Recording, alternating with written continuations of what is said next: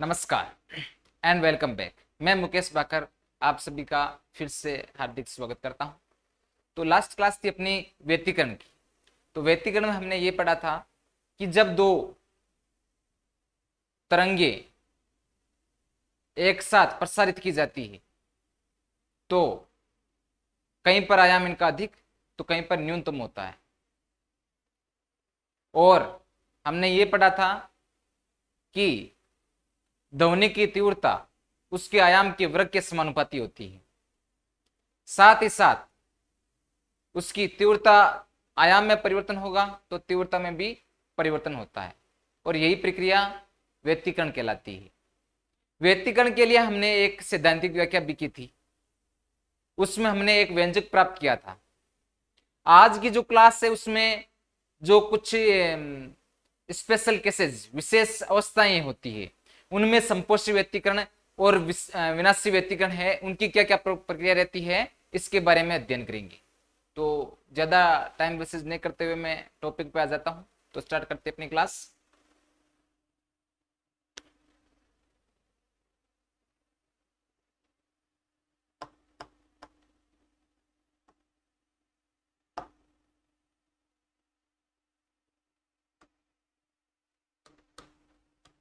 विशेष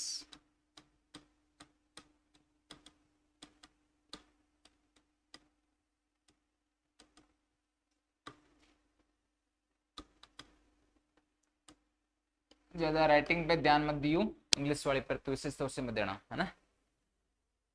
हाँ, तो इसमें जब आपने इसकी परिभाषा संपोषी और विनाशी की परिभाषा पहले की जो कक्षाओं में आपने अध्ययन किया था वही परिभाषाएं होगी। अब स्पेशल केसेस है उसमें वही परिभाषाएं हैं आपकी। कैसे परिभाषाएं कि जैसे कि यहाँ पे फाई फाई क्या है, क्लांतर। फाई यहाँ पे क्या है, क्लांतर। तो फाई इक्वल टू जब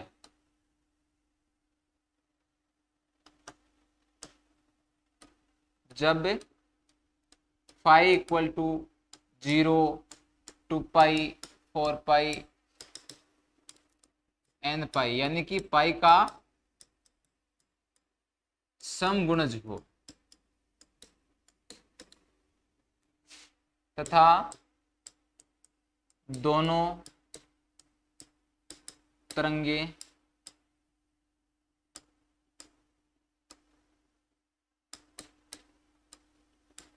समान कला में, तो यानी कि संपोषी व्यतिकरण के बारे में हमने यही पढ़ा था कि इनके मध्य जो कलांतर है पाई का समगुणज होता है। और वही मैंने लिखा है कि फाई इक्वल टू 0 2 पाई 4 पाई और 2 एन पाई है, यानी कि पाई का समगुणज है।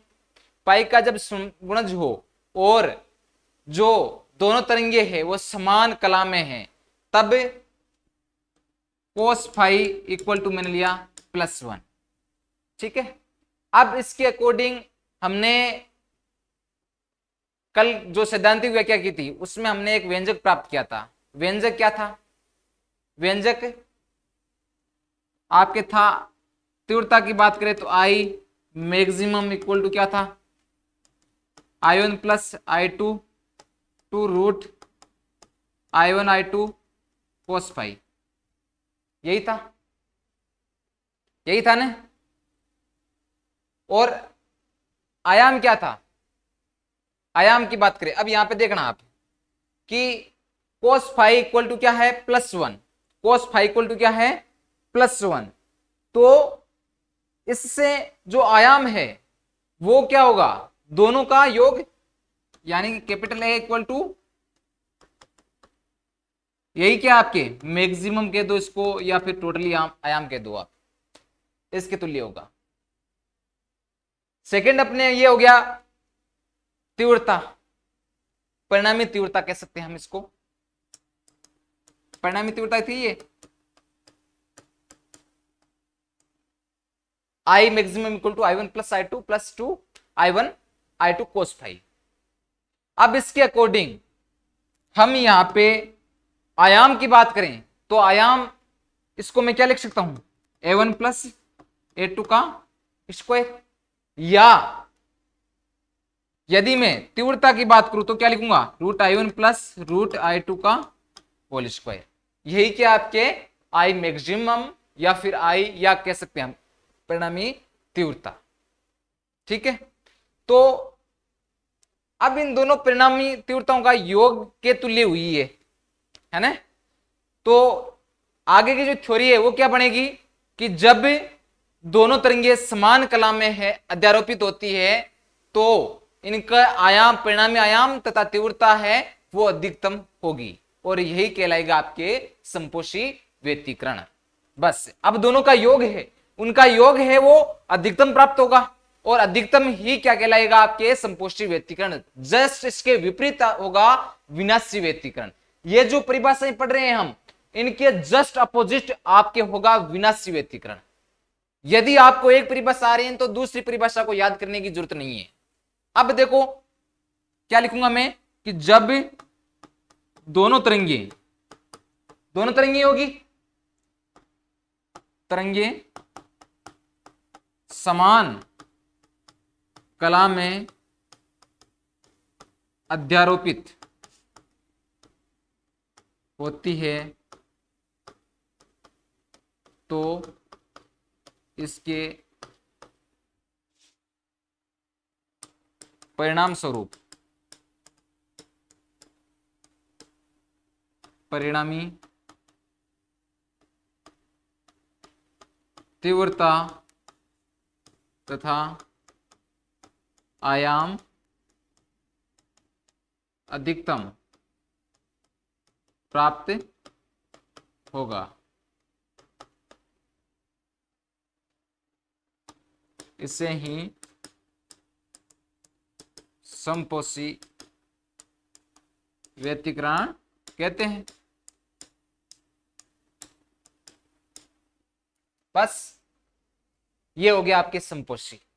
अब आ जाते हैं विनाशी पर। तो जो परिभाषा हमने यहां पे लिखी है उनकी जस्ट इसकी अपोजिट कर दें।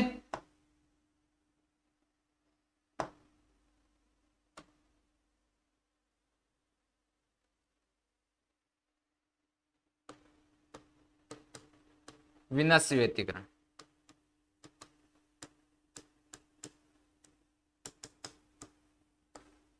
हाँ तो फर्स्ट तो मुझे ये बताओ आपकी जो विनाशी व्यतिकरण होता है उसमें तरंगे किस कला में होती है, किस कला में होती है, समान कला में होती है, नहीं विपरीत कला में। कल का जो चित्र था ना उसमें आप देखना कि इस तरह से चल रही थी, बाकी ऐसे चल रही थी, तो एक ऐसे जस्ट इसके विपरीत थी। तो विनाशी व्यतिकरण में दोनों तरंगे हैं वो विपरीत कला में होती है और जो फाई है कलांतर का मान पाई के विषम गुणज के तुल्य होता है। जब आप देखना परिभाषा कैसे बनेगी, जब phi equal to pi 3 pi 5 pi dot 2n+1 pi अर्थात पाई का विषम गुणज हो, पाई का विषम गुणज हो गया तथा क्या हो, दोनों तरंगे विपरीत कला में हो। तो उसमें लास्ट वाले में क्या थी, दोनों जो तरंगे थी वो क्या थी, समान कला में थी। अब की बार है दोनों क्या होगी, विपरीत कला में, विपरीत कला में होगी। अब विपरीत कला में होगी तो जो cos फाई है कलांतर का मान क्या होगा, -1 हो तो ए क्या आयाम क्या प्राप्त होगा, मिनिमम। अरे मिनिमम हमने अंतर पढ़ा था दोनों में, जो संपोष था उसमें तो दोनों में आयाम का योगफल होती है, जबकि विनाशी में दोनों आयामों का अंतर पढ़ा था ने। तो ये कितना हो जाएगा, a1 - a2 होगा। अब हमें उस चित्र के अकॉर्डिंग बात करें, उस सैद्धांतिक व्याख्या के आधार पर। तो सैद्धांतिक व्याख्या के अकॉर्डिंग यहां पे जो परिणामी है तीव्रता, परिणामी तीव्रता है उसको आई से व्यक्त किया जाता है। तो आई बराबर क्या होगा, इसमें देखना आप प्लस था ने, बस जस्ट इसके अपोजिट हो जाएगा, यहाँ पे प्लस था तो यहाँ पे कितना हो जाएगा, माइनस हो जाएगा, तो बस ये लिख दे। परिणामी तीव्रता क्या, I equal to I one plus I two minus two root I one I two. Cos phi है तो कोस फाई का मान यहाँ पे, हाँ प्लस में था, पहले प्लस में था ना, यहाँ पे माइनस में हो गया। अरे ऊपर कोस फाई का मान किस में लिया, माइनस में लिया ना, तो ये माइनस में हो जाएगा, माइनस का two root I one I two. अब है सेम प्रोसेस, आप विदाउट इसको देखे लिख सकते हो क्या क्या आएगा। सूत्र पता दोनों को, ए माइनस बी का होल स्क्वायर ए प्लस बी का होल स्क्वायर, दोनों सूत्र पता है तो इसमें आपको अब कुछ भी नहीं करना है, सीधा क्या मान आ जाएगा, आई मिनिमम इक्वल टू क्या आ जाएगा, एक तो A one minus A two का होल स्क्वायर, और सेकेंड वाले में क्या आ जाएगा, root I one minus root I two का होल स्क्वायर। बस यही होगा। तो अब इनकी थ्योरी लिखें, तो थ्योरी जस्ट जो पहले हमने संपोजिशन में लिखी थी बस उसी के अकॉर्डिंग लिखनी है। उसी के अकॉर्डिंग क्या होगी कि जब दोनों तरंगे विपरीत कला में हैं तो अध्यारोपण के फलस्वरूप, विपरीत कला में है तो अध्यारोपण के फलस्वरूप क्या होगा, परिणामी आयाम तथा तीव्रता का मान न्यूनतम प्राप्त होगा। इसे ही विनाशी व्यतिकरण कहते हैं। लिखें, तो जब दोनों तरंगे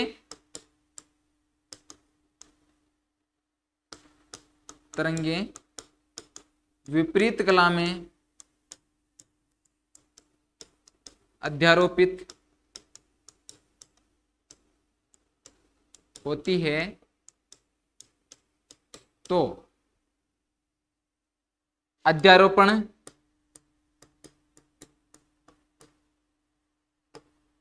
के फलस्वरूप परिणामी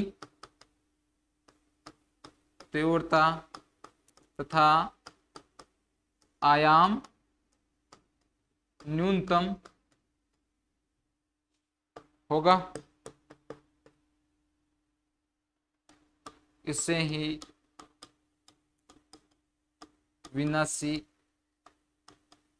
व्यतिकरण कहते हैं। ये दोनों हो गए आपके स्पेशल केसेस।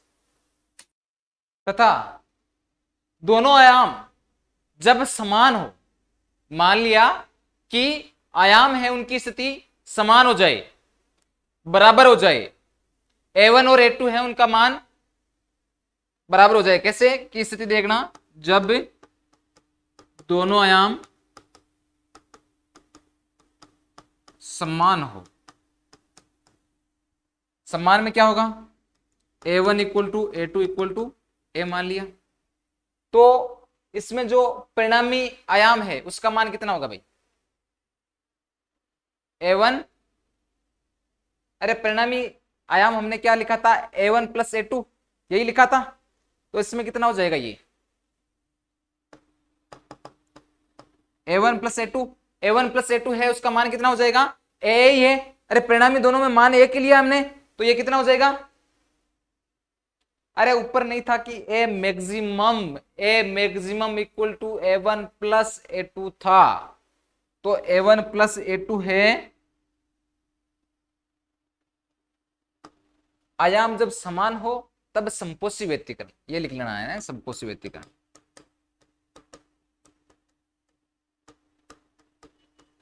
A बराबर A मैक्सिमम इक्वल टू कितना हो जाएगा,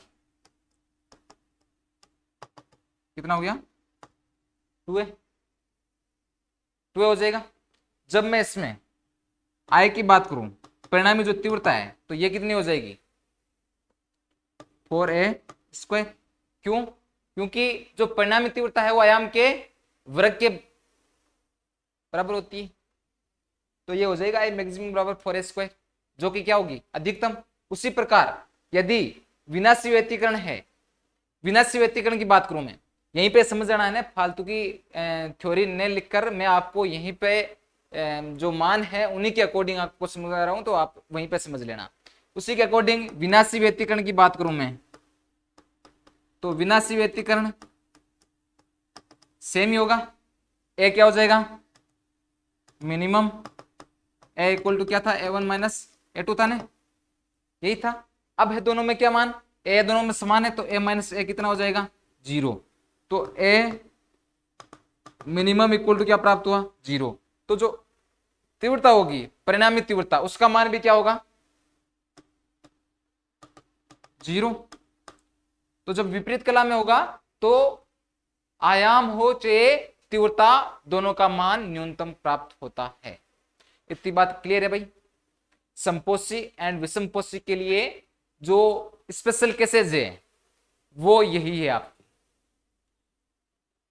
अब इसमें आप ये ध्यान रखना कि जब समपोषी व्यतिकरण होता है तो इनके आयाम और ऊर्जा तीव्रता है उसमें अधिकतम वृद्धि होती है, अधिकतम होती है।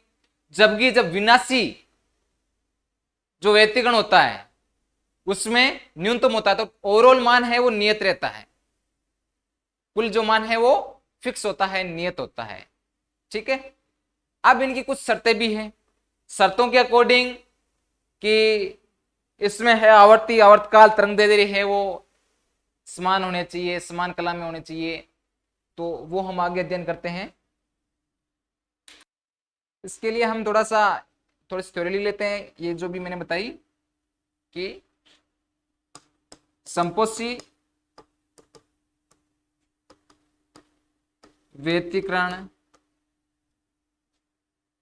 से ऊर्जा अधिकतम तथा विनाशी व्यतिकरण के कारण ऊर्जा न्यूनतम प्राप्त होती है, किंतु परिणामी जो लास्ट में ओवरऑल ऊर्जा है वो क्या रहती है, नियत रहती है, मान उसका समान रहता है। ये मैंने आपको बता दिया पहले ही। ऊर्जा, परिणामी ऊर्जा, ऊर्जा के मान में कोई परिवर्तन नहीं होता है। बस ये चीज है आपके समपोषी और विनाशी व्यतिकरण की। ठीक है। अब इसके कुछ प्रतिबंध है, प्रतिबंध मैं आपको नीचे लिखा रहा हूं।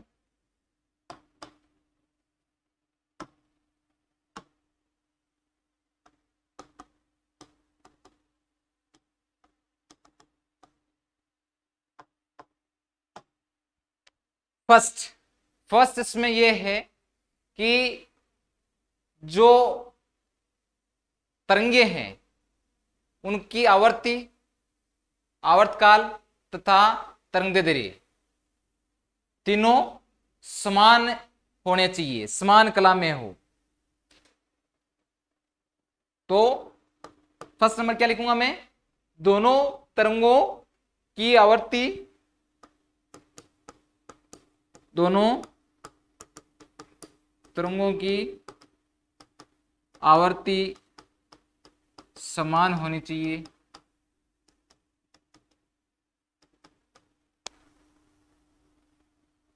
सेकेंड नंबर, दोनों तरंगों का पूरा लिख देता हूं,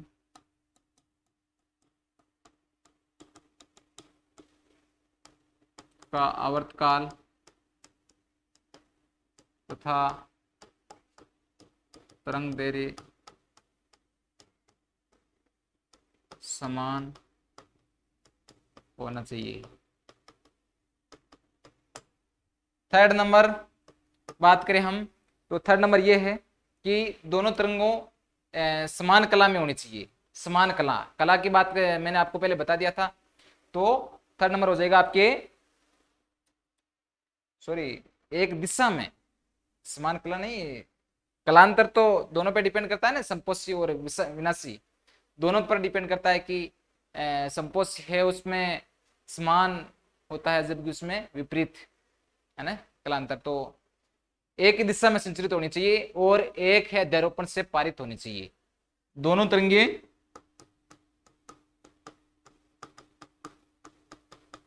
एक ही दिशा में संचरित होनी चाहिए तथा एक अध्यारोपण से पारित होनी चाहिए। अध्यारोपण से पारित होनी चाहिए, it's an very important line. और दोनों है एक ही दिशा में संचरित होनी चाहिए।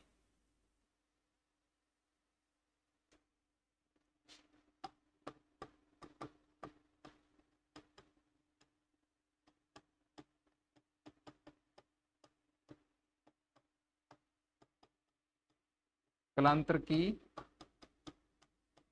ऐसी तरंगे कला संबद्ध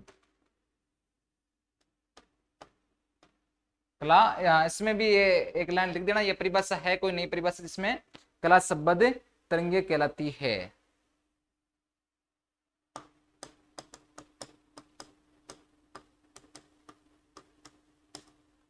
ठीक है, तो ये हो गई आपके व्यतिकरण की जो स्पेशल केसेज है वो हो गए आपकी कंप्लीट। ठीक है, तो जो आज पढ़ाया है उनको एक बार रिवाइज करना है। सेकेंड बात ये जो है, यदि क्वेश्चन यह है कि व्यतिकरण को विस्तार पूर्वक समझाते हुए उसकी विभिन्न अवस्थाओं का वर्णन करो, बड़ा क्वेश्चन आ जाए तो आपको ये सारी लिखनी है ना। और वैसे है इसमें जो संपोषी और विनाशी व्यतिकरण है उसकी परिभाषा पूछ ली जाए तो उसमें भी आपको ये स्पेशल केसेज है, आप इनका यूज कर सकते हो। और सैद्धांतिक व्याख्या वाली तो मैंने आपको लास्ट क्लास में बताई दी, और लास्ट क्लास देखना चाहो तो डिस्क्रिप्शन में आपको लिंक मिल जाएगा, वहां से आप देख लेना। आज के लिए इतना ही काफ़ी है और ये टॉपिक भी अपने कंप्लीट हो गया है। अब जो अगला टॉपिक हुआ एक नए चैप्टर के साथ नया टॉपिक, आज के लिए इतना ही काफ़ी है। धन्यवाद।